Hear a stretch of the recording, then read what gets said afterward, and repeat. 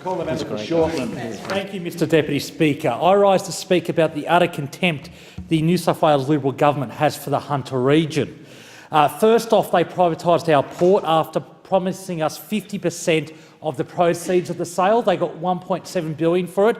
Did we get $850 million? No, we got less than $500 million, Mr Deputy Speaker. Secondly, they privatised our bus service, which has seen a significant deterioration in the service. I was at a protest meeting at Belmont 16 Footers Club last week where over 1,000 people packed into the room. 200 people were turned away, so 1,200 people to protest the bus route and timetable changes. John from Caves Beach talked about his disabled daughter, who instead of catching one 40-minute bus to her support service in town, has to take 3 buses, and the journey now takes 1 hour and 40 minutes each way. And he talked about the impact this is having on his disabled daughter. Jack, a high school student from Swansea Heads, now has to leave home at 5:30 a.m. to get to an 8 a.m. class.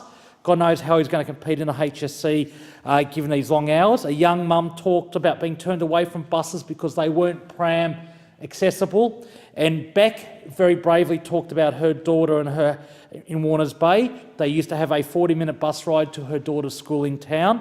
Now they have to catch a bus at 6:30 in the morning, go to Mount Hutton, wait at the shops for 48 minutes, catch a second bus only to arrive at school at 8:30 a.m. A 40-minute journey, now an hour and 2-hour journey. And Beck talked about how this 11-hour day was just too long for her little girl trying to go to school each day. We also had a senior who was vision impaired talking about having to walk across 8 blocks of broken ground without footpaths or traffic lights to get to the new bus stop. And I've had pensioners contacting my office saying they moved into retirement villages because there was a bus stop right outside the retirement village, meaning they could still get around, and that bus stop has now gone. Mr Deputy Speaker, why am I raising this? Because this is the Commonwealth Parliament, not the State Parliament. Well, because every leader in my region, every Labor leader in my region, from a councillor, mayors, state MPs and federal MPs, are united in fighting this rotten state government and their contempt for the Hunter region.